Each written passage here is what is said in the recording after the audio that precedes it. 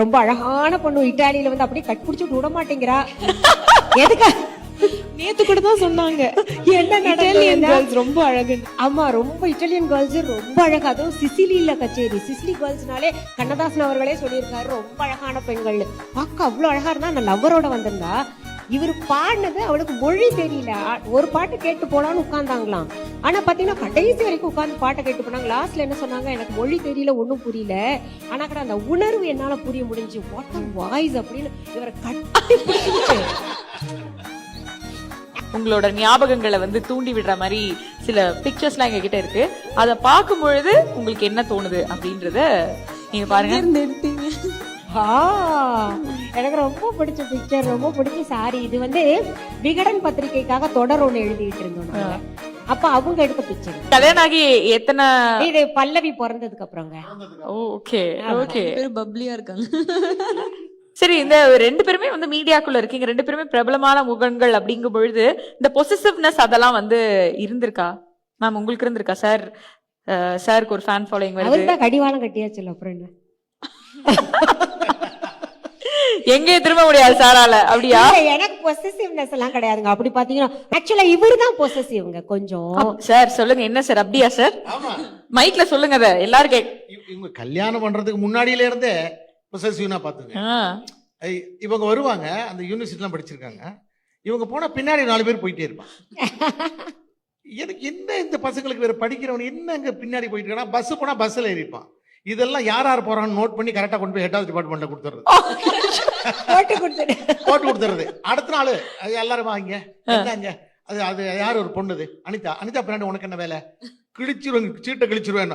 அதுக்கப்புறம் யார் போட்டு கொடுத்ததுன்னு குழம்புவானுவான். அப்புறம் பார்த்தா நானும் தெரிஞ்சிடும். எனக்கு இன்னைக்கு தான் தெரியும். எத்தனை பேர் அந்த மாதிரி கட் பண்ணி விட்டுருக்கேன். எப்ப பல பல போராட்டங்கள் கழிச்சு. சரி, அந்த லெட்டரை பத்தி சொல்லுங்க. அது என்ன, ஏன் பேர் போடாம அந்த லெட்டர்லாம் அனுப்பிச்சீங்க? புஷ்பவனம் குப்புசாமின்னு போட்டா தெரியும். அது என்ன குஷ்பு? புஷ்பவனம் குப்புசாமி அப்ப வந்து எனக்கு டீச் பண்ணிட்டு இருக்காருமா. இவர் டைரக்டா கொடுத்தாருன்னா மாட்டிப்பாரு இல்லையா, அப்புறம் வேண்டாம் போங்கன்னு துரத்தி விட்டுருவேன்ல.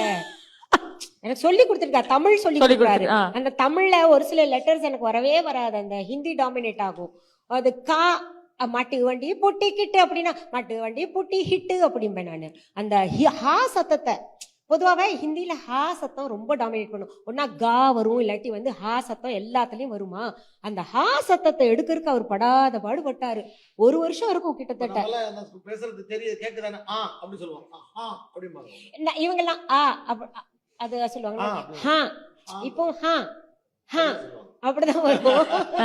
அந்த அந்த சப்தத்தை வந்து ரிமூவ் பண்றதுக்காக அவர் எனக்கு டீச்சர் கிளாஸ் எடுத்தார். தமிழ் கொஞ்சம் சொல்லி கொடுத்தாரு, தமிழை சரியாக உச்சரிக்கிறது, பாட்டெல்லாம் சொல்லி கொடுத்தாரு. அவர் டைரக்டா புஷ்பவனம் குப்புசாமின்னு நான் விடுவேன் உள்ள. மைக்ல சொல்லுங்க சார். புஷ்பவனம் குப்புசாமினா புஷ்குன்னு வருது இல்லையா, திருப்பி போடுங்க குஷ்புன்னு வரும். அதான் வேற ஒண்ணு. அவன் என்ன, ஒரு பொண்ணே இன்னொரு பொண்ணை இவ்வளவு வர்ணிச்சு எழுதுறாங்களா? அப்படி அந்த மாதிரிலாம் யோசிச்சீங்களா? நான் வந்து இவர்கிட்ட இவர் வந்து இவரோட கையெழுத்து எனக்கு தெரியும், அதே கொஞ்சம் கையெழுத்தே மாத்தி எழுதி இருந்தாரு. இல்லாட்டி நான் கண்டுபிடிச்சிருப்பேன்ல.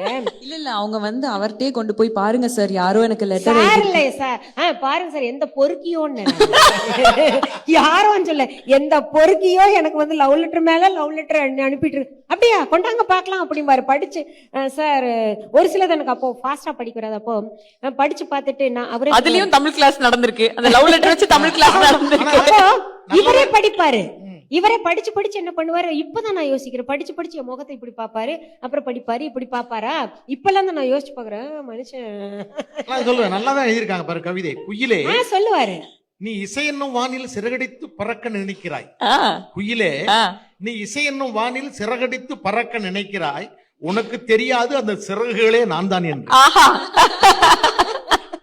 சரி, என்னதான் சார் நீங்க வந்து இந்த மாதிரி கவிதைகள்லாம் அழகா எழுதினாலும் அந்த தொட்டு தொட்டு பேசும் சுல்தானால ஒரு 2 வரி கேட்டாதான் எங்களுக்கு சிறப்பா இருக்கும்னு நினைக்கிறேன். Please sir. ஐயோ, எனக்கு ரொம்ப பிடிச்ச பாட்டு. ஓகே, மேம்கே டெடிகேட் பண்ணிருக்கீங்க அப்போ.